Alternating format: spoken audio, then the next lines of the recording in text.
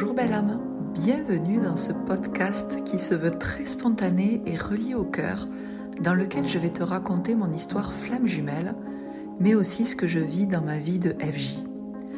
Dans cet espace, je vais également te partager les sujets qui font sens pour moi et qui me tiennent à cœur en lien avec bien sûr les flammes jumelles, mais aussi la reconnexion à soi. Je suis Marissa Hugued, en relation FJ depuis plus de 25 ans et mariée à ma flamme jumelle. Je suis éveilleuse d'âme et auteure.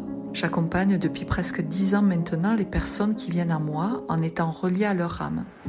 Je leur transmets les messages que j'entends, que je perçois, tout en libérant leur mémoire bloquante.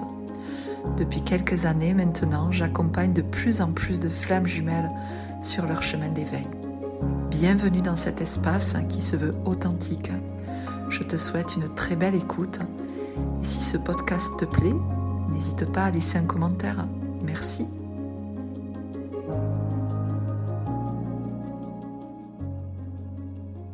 Bonjour belle âme, j'espère que tu vas bien.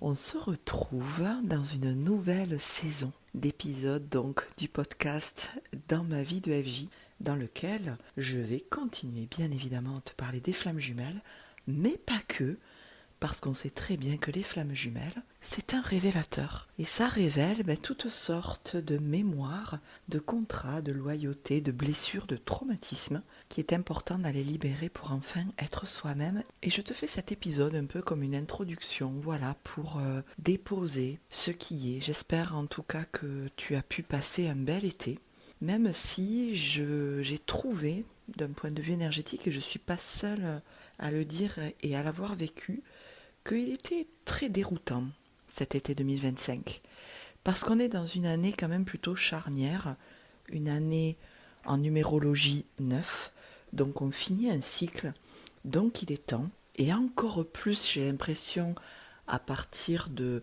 maintenant, de continuer à libérer, nettoyer. Donc peut-être que tu as vécu cet été des ruptures, des cassures, des non-dits sont sortis, peut-être que des blessures aussi que tu pensais guéries sont ressorties et tu t'es dit mais qu'est-ce que c'est que ça ? Et à la fois, il y a peut-être là une opportunité à les voir différemment et à continuer, voilà, à libérer ce qui est et ce qui t'empêche clairement d'être toi-même. Et je voulais juste te faire cette introduction et te parler de ça parce que je crois que jusqu'à la fin de l'année, alors non loin de moi l'idée de générer quoi que ce soit. On est bien d'accord que si ça fait sens pour toi, tu prends. Si ça ne fait pas sens, tu ne prends pas.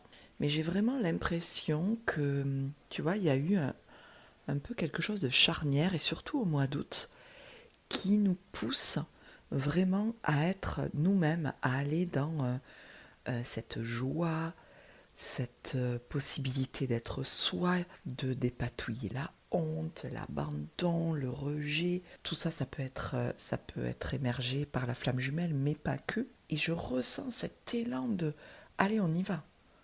On y va parce que là, il y a la fenêtre. Il y a la possibilité de nettoyer, d'apaiser, de prendre en compte, de légitimer, d'enlever les croyances, les mémoires dans le corps, tout ça là. Et je crois que pour entamer une nouvelle année en numérologie 1, en 2026, parce que le 1, ça ouvre. Le 1, c'est un nouveau cycle, tu démarres des choses nouvelles, il y a de nouvelles bases. Et c'est comme si ces nouvelles bases, pour qu'elles y soient, il faut enlever les anciennes. Il y a un peu ça, voilà, qui me vient. Donc peut-être que c'est ce que tu as vécu, peut-être pas, tu vois, j'ai envie de dire tant mieux. Mais si tu as vécu cet été un peu comme ça, un peu chamboulant, à la fois chouette et à la fois, mais qu'est-ce qui se passe ? Je crois que c'est normal. C'est normal parce que chaque jour amène son lot de dossiers, si je puis le dire ainsi, de dossiers apaisés, parce qu'il est là notre taf. J'avais récemment une consultation en flamme jumelle. Non, c'était en lecture d'âme, autant pour moi. Et la personne me dit, mais c'est quoi ma mission de vie ? Et la réponse que j'ai eue, mais ta mission de vie, c'est d'être là. C'est d'être là. D'être là, heureuse. Et de vivre. Mais vivre, c'est être soi, tu vois. C'est aller vers là où notre cœur nous le dit. D'oser poser des actions, nos actions, loin de tout didacte, de familial, sociétal, tu vois, tout ce qu'on nous a inculqué qui vraiment nous renferme dans une espèce de boîte là, qui permet à l'autre d'aller bien, mais nous, on est complètement étriqués. Et en fait, la mission de vie, elle est là.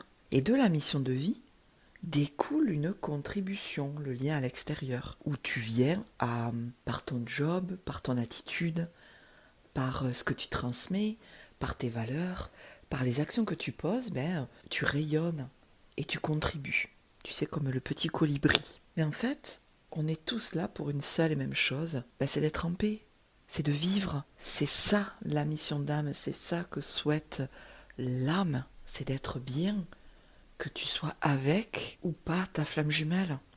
Parce que le bonheur ne dépend pas de l'autre. Et crois-moi, personnellement, je l'ai à côté depuis un certain nombre d'années maintenant. Alors tu peux te dire, oui, mais c'est plus facile parce que toi tu l'as à côté. Mais à la fois, j'apprends tous les jours que le bonheur ne dépend pas de la personne qui est à côté de nous.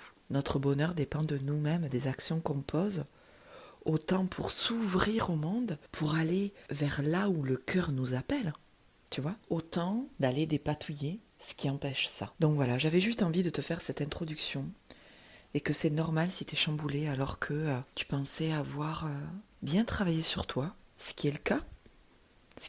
Je pense que tu as travaillé sur toi de façon très intense, mais parfois il y a encore des mémoires. J'en parle d'ailleurs dans mon livre, Les traumas de l'âme, où j'explique les conséquences des traumas qui ne sont pas pris en compte dans un ou plusieurs plans de conscience, le corps, le mental, l'émotionnel ou l'âme. Et c'est peut-être ce qui se passe là, c'est peut-être ce que tu vis là, où il y a des reliquats.